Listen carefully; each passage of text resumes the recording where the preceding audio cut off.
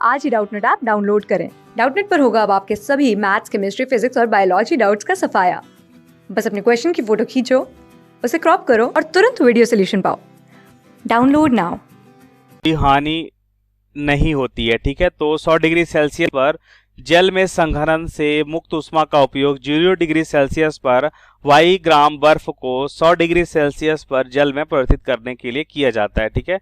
तो y अनुपात x का अनुपात क्या होगा? देखिए बच्चों, क्वेश्चन को थोड़ा सा हम यहाँ पे और समझते हैं बच्चों कि क्वेश्चन में क्या बोला जा रहा है।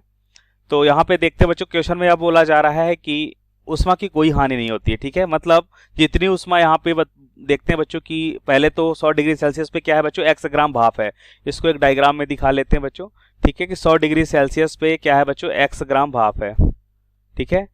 कितना इसकी मात्रा x ग्राम है, राइट बच्चों।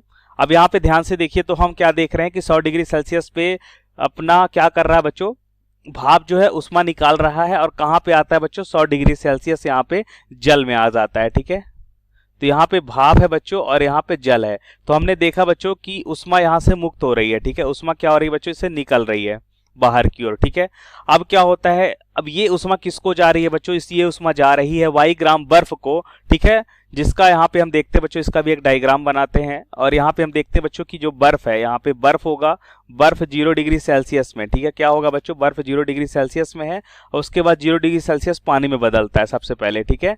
तो बर्फ 0 डिग्री सेल्सियस से क्या हो रहा है बच्चों, पानी में बदल रहा है और इसमें इसको उष्मा चाहिए होगा बच्चों, ठीक है। इसमें उष्मा लेगा और यहाँ पे देखते हैं उसके बाद अब क्या होगा बच्चों, इसकी मात्रा दे रखी है x है, ठीक है।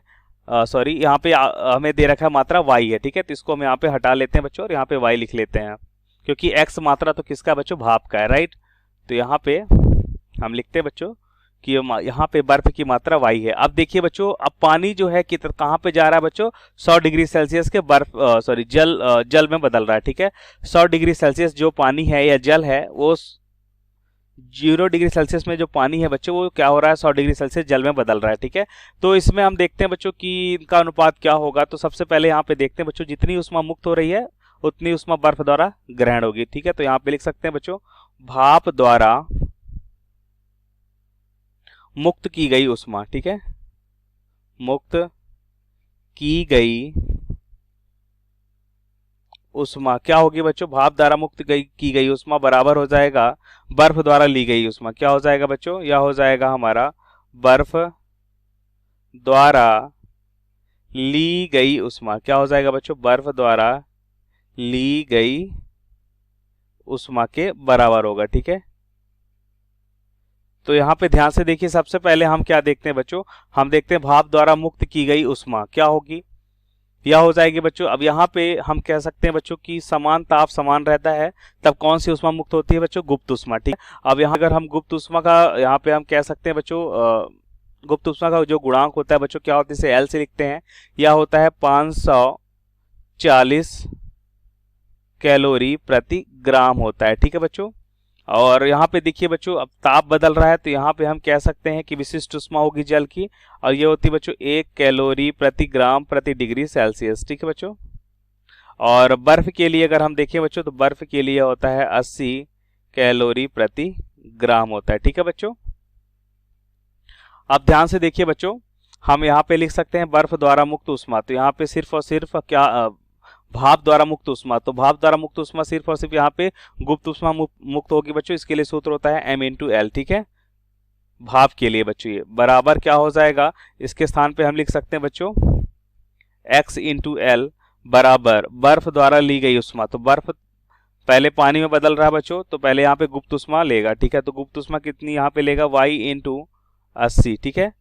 या इसे हम लिख लेते हैं बच्चों, ये भाप के लिए है, भाप के लिए हम लिख लेते हैं बच्चों B, और बर्फ के लिए लिख लेते हैं I, ठीक है, प्लस अगेन अब यहाँ पे लेगा बच्चों कौन सी उष्मा, यहाँ पे हम कह सकते हैं यहाँ पे जो उष्मा हो जाएगी वो हो जाएगी mc∆T। C का मान यहाँ पे क्या हो जाएगा, गुप्त उष्मा C से बच्चों, L से नहीं, से हम C से लिखते हैं, ठीक है। तो यह हो जाएगा 1 कैलोरी या mc∆T।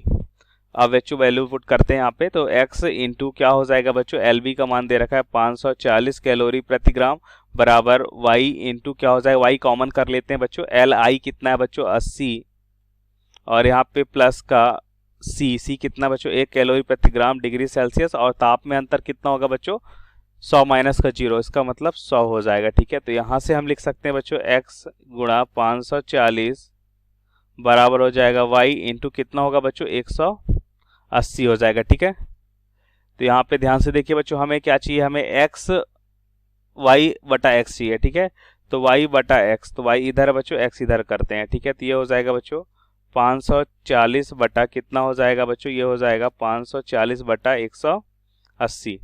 तो यहाँ से देखिए बच्चों कितना हो जाएगा, ये कैंसिल होगा और 3 बार डिवाइड हो रहा है। ठीक है, तो यहाँ पे हम क्या देख रहे हैं बच्चों, 3:1 मिल रहा है बच्चों y बाई x। ठीक है,